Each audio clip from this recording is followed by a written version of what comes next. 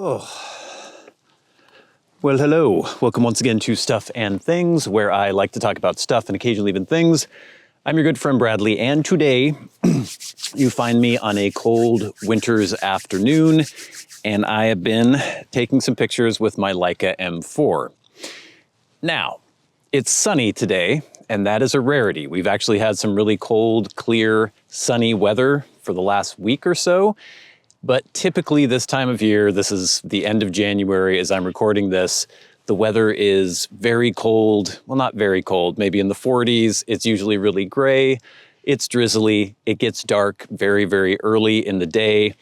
I typically work, and by the time I'm off work, it's usually dark. And so it's tough for me to go out and get pictures. I have been trying to do as much film photography as I can during the winter, with some varying degrees of success. And I thought in this video, I would show you what I've gotten for the last couple of rolls that I've developed recently. It's tough. It's tough this kind of year. It's kind of depressing. I could do more digital photography, and I have done a bit more digital photography because I am able to do higher ISOs. I'm able to do autofocus where I don't have to worry about having a really wide depth of field with my aperture. When I'm doing film, obviously I need to have a little bit more light. Typically, I'm usually trying to get that I'm usually trying to shoot around f8 if possible. f11 would be even better for doing, hyperfocus or zone focus where I don't have to do critical focus when I'm walking around. But it's really tough this time of year. Right now, today, not too bad. I'm actually probably metering it around f11, 1/500 or something with my 400 speed film that I have in here right now. But I thought I would just take a look at some of the shots I have gotten recently. I've got some on my phone here. So I thought I would just pick out a couple of the shots that I have taken recently. These are the last two rolls of film that I've developed, and they were probably taken mostly in December into early January. Just see if I've gotten anything that I like. Like I said, it's tough this time of year. It's kind of discouraging, especially when there's just no light. You wake up, it's dark. You go to work, it's dark. You work all day, you get off work, it's dark, and it's just tough to grab the camera and go out. But I've got a couple shots that I'm okay with. So, number one.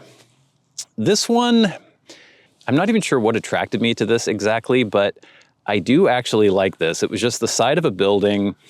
There are these paintings on the side of the building, or these figures that have been placed on the side of the building. There's a man in the upper right corner who seems to be, I guess he's balancing a bowling pin, and there's a pigeon, and he is on what looks like a tightrope. There is an actual real crow sitting right above him, which I like. And then there are some acrobats down in the lower left-hand corner. There's just this window. There are some cracks in the stucco showing brick underneath. I just like the clean lines and the sort of like flat graphic nature of these images on the side of the wall, and the crow kind of ties it all in together with me. I like the straight lines and everything. Just kind of works for me somehow. And I do notice that in the winter like this, I am probably taking more pictures of, static, stationary scenes, not necessarily as much of live people. Here's one of an alley. I took this because I liked the stucco again with the bricks coming through. I liked the lines. I like that sort of stepped pattern of the side of the building. The cumulus, is that what those clouds are in the background, where you can just see the texture of the clouds? So you can actually see a little bit of detail in the sky there. Just sort of spoke to me for some reason.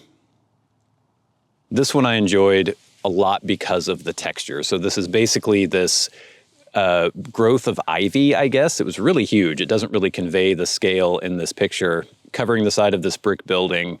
And in the winter, all the leaves are gone. And so you just have what looks like this kind of skeletal trunk and twigs. It's almost like a 2D tree stuck to the side of the building. And I just liked all the different textures with the stone and the brick and the twigs and just everything kind of gnarled and twisting around. For me, this is just sort of a feast of texture. Here is one of the Bellingham Museum. This was actually the city hall back in the day, in the 1890s. It was built in 1892. It's a cool old building, and I've tried to take pictures of it in various situations. I liked the really flat lighting that I got on this one, and it's because it was so overcast. So you don't have a whole lot of shadow contrast. You don't have a really bright sky behind it. I was able to get a really good exposure on the front of the building, and with minimal distortion as far as, I'm shooting with a 35mm lens, and so the lines are pretty straight. I got it framed pretty well. I just like the detail of this. So this is one, I'm drawn to these kinds of pictures sometimes where it's a weird riot of shapes and reflections in a store window. And this one I thought was interesting because it's a bail bonds business. So, if you're going to this business, you're probably not having a very good day, or someone you know is not having a very good day. But they had this really gaudy Christmas display in the window. And it's just the riot of all these lights, and there's a nutcracker and a Santa Claus. And it's also sort of one of my weird self-portraits that I do sometimes where you can barely see me taking the picture in the reflection of the window, but I kind of like that.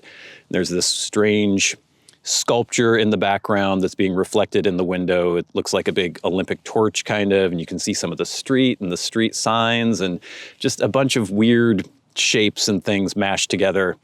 For some reason, it just sort of speaks to me. It's just kind of like this weird graphic melange of things. I liked it. This one was a very dark day, and I just happened to snap a quick picture as I saw somebody walking on the other side of this parking garage.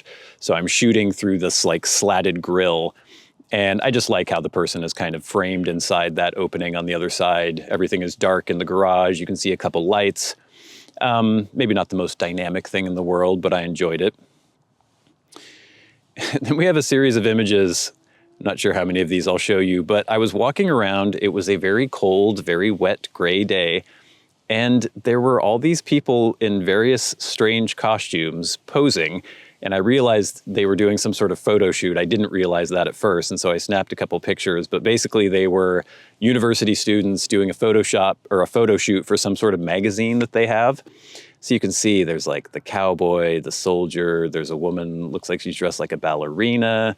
There's just all sorts of these sort of, I guess, stereotypical figures from maybe it's some comment on America. I'm not sure. I didn't ask them too much about what they were actually trying to express, but I just like these little tableaus that I was able to get. I'll just scroll through some of these pictures. I like the exposure on this. Again, you get that really flat lighting. There's a little bit of shadow because the sky was not super, super overcast, but just this weird little tableau. They're all frozen.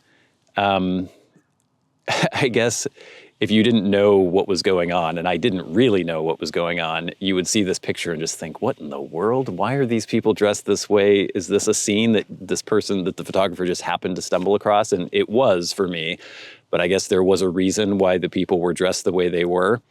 I don't know. I just like these. I have a couple just family snaps that I took during Christmas at my dad's place. And I like some of these, they're not high art or anything, but I had a little flash on top of my Leica, that little Sunpack Auto 101 flash.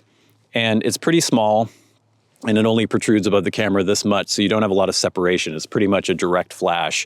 And I like that kind of old school direct flash look. And so here's one of my brother's dog, Desmond. I enjoy that.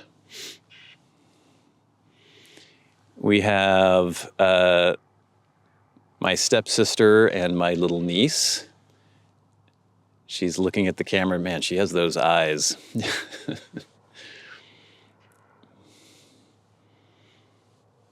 Here's another one of my niece. She has some giant candy receptacle or something, but I just like the direct flash look with these. I think it's really nostalgic. It reminds me of all the old family snapshots that we would take back in the day, and especially with Christmas being the theme.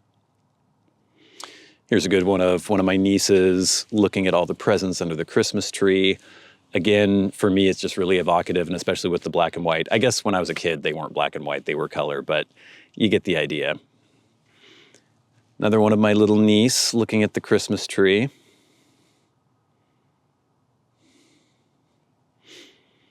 And here's one of her just like at a pile of ripped up Christmas wrapping paper.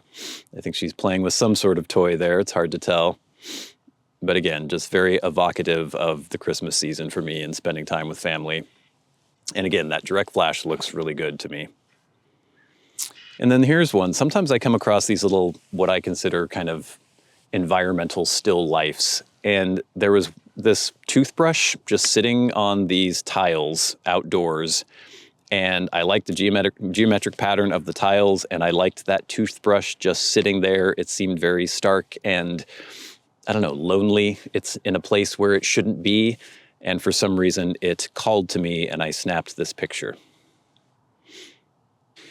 This one I enjoyed a lot. It were Christmas decorations painted on the window of a business, and it looks like this guy is, I'm assuming he's Pacific Northwest tribe, like a Coast Salish Native American person, even though he looks like he could maybe be Hawaiian or something, but I think he's supposed to be Coast Salish, but he's dressed up like Santa Claus. He is extremely buff, and I like the juxtaposition of him in the frame. You can sort of see me. It's another one of those kind of weird little self-portraits.